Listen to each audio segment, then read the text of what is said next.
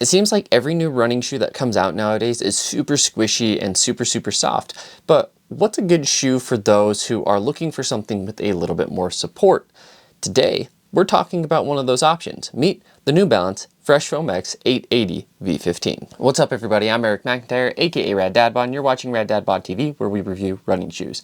Today, like I said, we're reviewing the 880 V15, and if it's your first time watching one of my videos, you may notice some timestamps below. Feel free to jump around the various parts of this review, but if you do so, I would sure appreciate if you come back and watch the full thing when you get a second, as I put a lot of time and effort into these. And if you've been a viewer for a while, but you haven't yet hit that subscribe button, please consider doing so today and turning on notifications so you get notified every time I drop a new video. Now, before we get into any of the details, some quick disclaimers and disclosures are that I did receive the shoe directly from New Balance for the purpose of review. That being said, I was not paid, nor was I given any talk tracks, talking points, nor does anyone watch the videos beforehand. All thoughts are entirely my own. Now with that out of the way, let's get to the intended use of the shoe. So most people are familiar with the 1080, and I will post a comparison video probably tomorrow if you're watching this on the day it drops.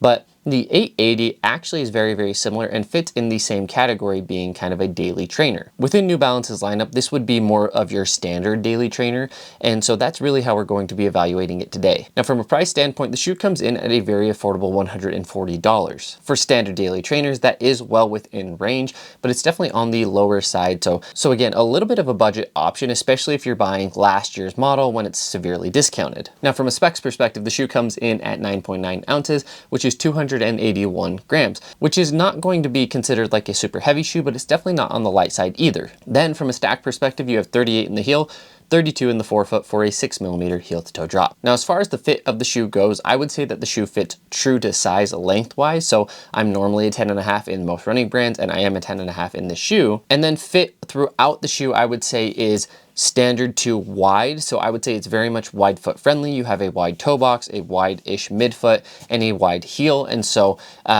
if you are someone who, for some narrower brands maybe like Brooks or Nike, need to use wide sizes, you may want to try this one on first before you order a normal wide size, as you may be able to get away with the standard size. Now moving to the upper, you have a one-piece engineered mesh, which is fairly comfortable, and then you have a fully gusseted tongue, as well as some pretty good cushion there in the heel and in the tongue. The shoe as a whole is not going to be the most breathable shoe on the market, because when you get a lot of that extra cushioning, that's obviously going to make the upper a little bit warmer, but for the most part there is some decent ventilation through the toe box, which is going to allow the shoe to breathe a little bit more, and then the wider fit might give you a little bit of extra space. Despite fitting a little bit wider in the upper, it actually has pretty good lockdown because that tongue is gusseted, as well as fairly thick. I would say it's actually more of almost a heavyweight tongue, and so that tongue is going to wrap around your foot. And regardless of what pace I was running in the shoe, I didn't feel like there was any shifting within the shoe, which was really nice. That extra cushion in the heel also helps give you some good lockdown in the heel, so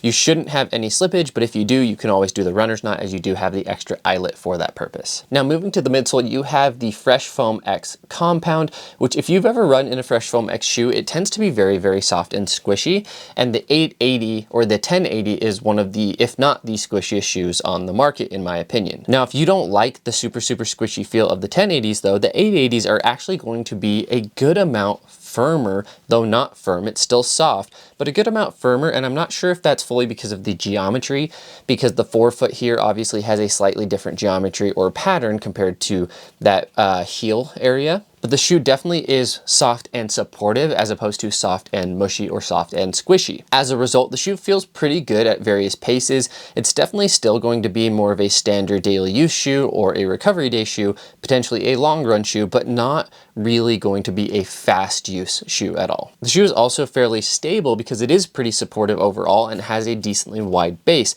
And so even though there is a little bit of give more so in the heel than the forefoot, you're not really going to be rolling over. So those who have light stability needs may be able to get away with this shoe without any formal stability or posting. Now, if you are someone who likes the max cushion, super soft and squishy feel, this is probably going to be overly firm for you, but compared to previous models like the V14, I will say that this is more cushion and seems to have more stack underfoot. So it is going to be kind of a good option for those who maybe are experiencing a little bit of foot pain, or maybe some slightly larger runners, right, in terms of weight, who want a little bit more support underfoot and maybe like make a slightly firmer feel because they can compress the foam more. That's where this feel is probably going to feel really good. Now moving to the outsole, you have that classic New Balance grip, and it is fairly thick. I'll say that the outsole did a fairly good job on the roads, and I took these across varying terrains, and but for the most part just dry roads, so no like crazy weather or anything like that. But it already has a little bit of wearing there in the lateral heel through about 30 miles.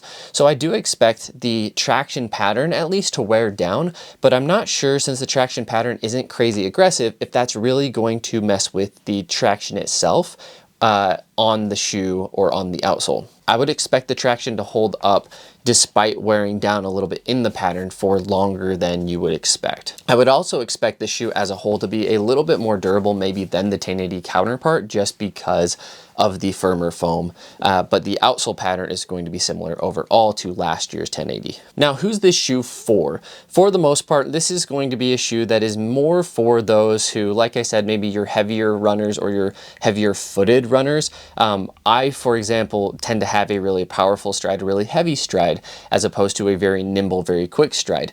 So for me, I tend to like shoes that have a little bit less squish underfoot unless there is a lot of responsiveness. Now, this shoe doesn't have a lot of responsiveness, but it is going to be, again, a little bit more supportive as opposed to squishy. And so especially on those easy runs, like I don't want something that is just kind of soft underfoot, but I want something that's going to give me the necessary support. And I do feel like this shoe kind of checks that box. I think this could also be a great walking around or standing around all day type shoe, because the 6mm heel to toe drop isn't quite as aggressive, not quite as big of a slant.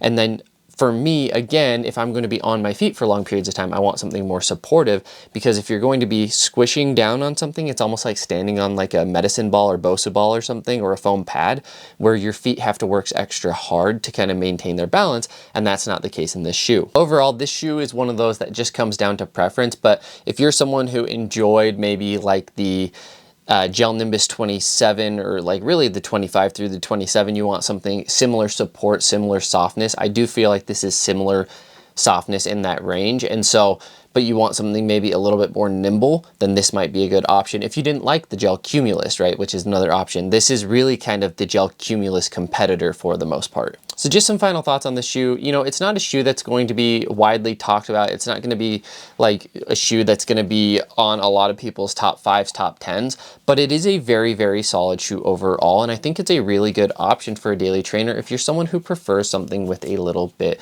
more stability while not being a true stability shoe. Again, you'll see the video tomorrow if you choose to watch it, the 1080 versus the 880.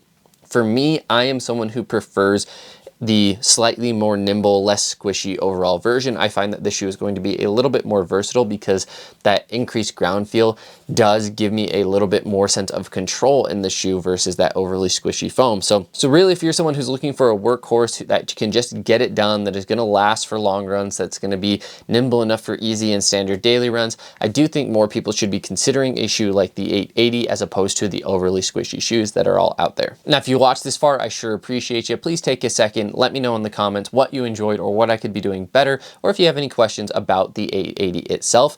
And if you watched this far and you haven't yet hit that subscribe button, please consider doing so and turning on those notifications. And as always, to close us out, I'll leave you with a question, which is, which shoe do you prefer, the 880 or the 1080? Let me know in the comments below. Thanks, everybody.